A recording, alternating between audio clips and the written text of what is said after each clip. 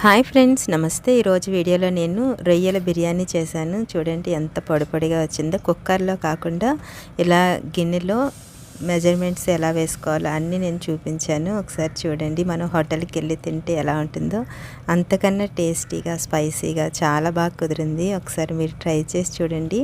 అలాగే first time నా video చూస్తున్నట్టయితే ప్లీజ్ సబ్స్క్రైబ్ చేసుకోండి ఫ్రెండ్స్. చూసారు కదా ఎంత మంచిగా వచ్చిందో. ఇప్పుడు ఇది ఎలా చేసుకోవాలో ఈ వీడియోలో చూద్దాం. బిర్యానీ చేసుకోవడానికి ఫస్ట్ ఇలా గిన్నె పెట్టుకోవాలి. ఇందులో ఒక 3 స్పూన్ల వరకు నెయ్యి వేసుకోండి. నెయ్యి వేసుకుని ఇది కరిగిన తర్వాత ఇప్పుడు మనం ఏ ఆయిల్ అయితే వాడతామో ఆ ఆయిల్ని ఒక 4 స్పూన్ల వరకు వేసుకుని బిర్యానీ మసాలాలు ఉంటాయి కదా వాటన్నిటిని ఇందులో వేసుకోవాలి. వేసుకుని ఇది కొంచెం ఇలా ఫ్రై చేసుకోవాలి. ఇలా ఫ్రై చేసుకున్న తర్వాత నేను ఇక్కడ 1.5 స్పూను అల్లం వెల్లుల్లి పేస్ట్ వేసాను ఫ్రెండ్స్. వేసుకుని ఇది కూడా ఆయిల్లో ఇలా మంచిగా ఫ్రై చేసుకోవాలి. ఇలా ఫ్రై అయిన తర్వాత ఇప్పుడు దీంట్లో కరివేపాకు, పచ్చిమిర్చిని కూడా వేస్తున్నాను. వేసుకుని ఇవి కూడా కొంచెం ఇలాగా ఫ్రై చేసుకోండి. చూడండి ఇలా ఫ్రై అయిన తర్వాత ఇప్పుడు దీంట్లో కొత్తిమీర అలాగే పుదీనా కూడా వేసుకోండి. నా దగ్గర పుదీనా లేదు.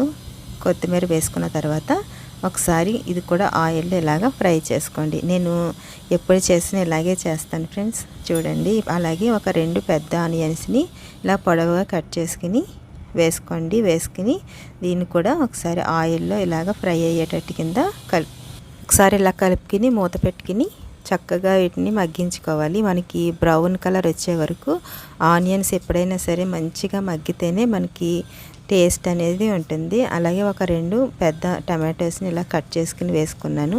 వీటిని కూడా ఒకసారి ఇలా కలుపుకున్న తర్వాత టేస్ట్కి సరిపడినంత సాల్ట్ వేసుకోండి. నేను ఇక్కడ 1.5 స్పూను సాల్ట్ వేస్తున్నాను. వేసుకుని దీన్ని కూడా ఒకసారి ఇలా కలుపుకుని మూత పెట్టుకుని మంచిగా ఈ టమాటాలన్నీ ఇలా మూత పెట్టుకుని ఒకసారి మగ్గించుకోవాలి. చూడండి ఇలా ఉండాలి. ఇలా మగ్గిన తర్వాత నేను ఇక్కడ 1/2 కేజీ రొయ్యలు తీసుకున్నాను. వీటిని మనం నిమ్మరసం సాల్ట్లో ఒకసారి కడిగి మంచిగా ఇలాగ వేసుకోండి. వేసుకున్న తర్వాత ఇప్పుడు చూడండి నేను ఇక్కడ 1/2 కేజీ రైస్కి 1/2 కేజీ రొయ్యలు చేస్తున్నాను ఫ్రెండ్స్. ఒకసారి రొయ్యల్లో ఉన్న వాటర్ అంతా ఇలా బయటకు వచ్చేస్తుంది. చూడండి ఇదంతా పోయిన తర్వాత ఇందులో కొంచెం పసుపు, అలాగే ఒక 2 స్పూన్లు కారం, 1 స్పూను ధనియాలు జీలకర్ర పౌడరు, అలాగే 1 స్పూను గరం మసాలా, 1 స్పూను బిర్యానీ మసాలా వేసాను. వేసుకుని ఒకసారి ఇదంతా కలుపుకోండి. చూడండి వాటర్ లేదు.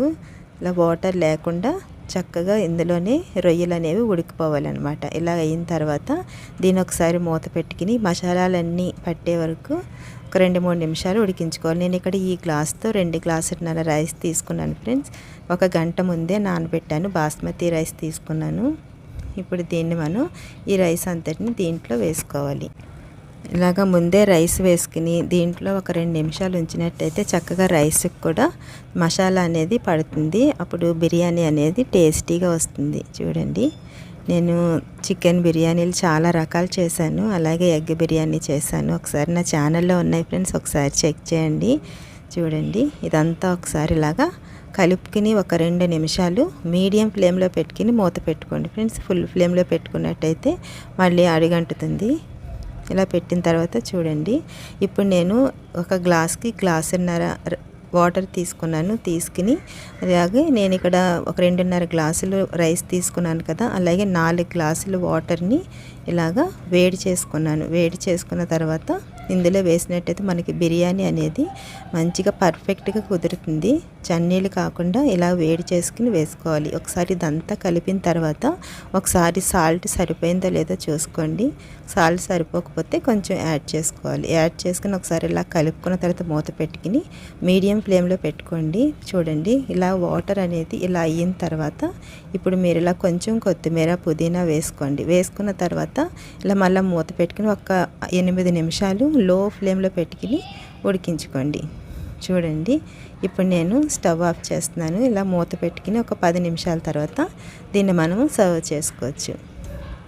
చూసారా కట్టేసాను ఫ్రెండ్స్. ఒక 10 నిమిషాల తర్వాత రైస్ అనేది మంచిగా మగ్గుతుంది. అలాగే చూడండి పర్ఫెక్ట్గా వచ్చింది కదా. చూసారా పిల్లలకు కూడా చాలా ఇష్టంగా తింటారు. ఒకసారి మీరు కూడా ట్రై చేయండి. మీకు ఎలా వచ్చిందో నాకు కామెంట్ బాక్స్లో కామెంట్ చేయండి ఫ్రెండ్స్. అలాగే మీకు నచ్చినట్లయితే లైక్ చేయడం మాత్రం మర్చిపోవద్దు friends please. Okay friends, thanks for watching.